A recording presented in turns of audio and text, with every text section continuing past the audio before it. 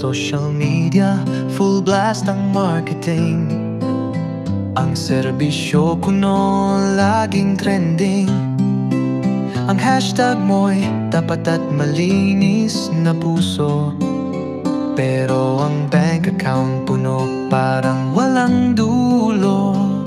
Mga promises mo parang signal ng Pinas, madalas weak. Ang daming salita pero aksyon mo laging tipid.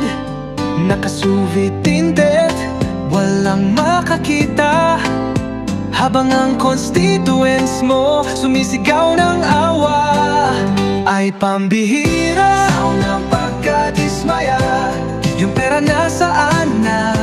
Ang tanong ng masa. Ikaw ang diskarte king, champion sa luto. Project delayed pero lifestyle mo on loop. Huwag kang mag-inarte, sa beat mas matindi. Alam namin ang iyong history, pikit mata ka lang, deadline mo lumipas. Sige, explain mo pa, wala ka ng class. May bagong luxury condo sa BGC. Sinong investor, huwag ka nang magdini. Ang net worth mo biglang 10 sa isang taon. Anong business mo? Yung pagnanakaw ang style mo, hay naku. Press release mo, photoshoot na laging glossy, pero ang kalye namin baha pa rin so messy.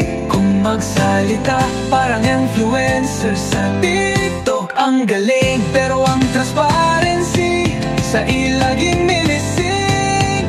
Ay pambihira sound ng pagkadismaya, yung pera nasaan na? Ang tanong ng masa. Ikaw ang diskarte king, champion sa luto. Project delayed pero lifestyle on loop. Huwag kang mag-inate, sa beat mas matindi. Alam namin ang iyong history, pikit mata ka lang, deadline mo lumipas. Sige, explain mo pa, wala ka ng class.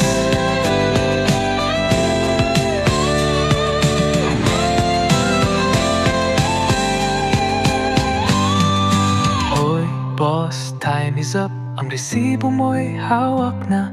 Maganda ka na sa justice na darating kasama ng karma.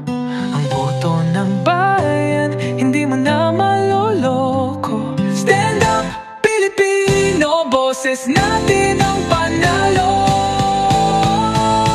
Pera ng bayan, ibalik mo na. Seriously, mas mabilis, mas moderno, at mas direktang taglis siyang ginamit natin. Sana mas nakakatulong ito sa gusto mong marinig. Anong vibe? Rock, rock. Kaya ang babagay sa mga lyrics na ito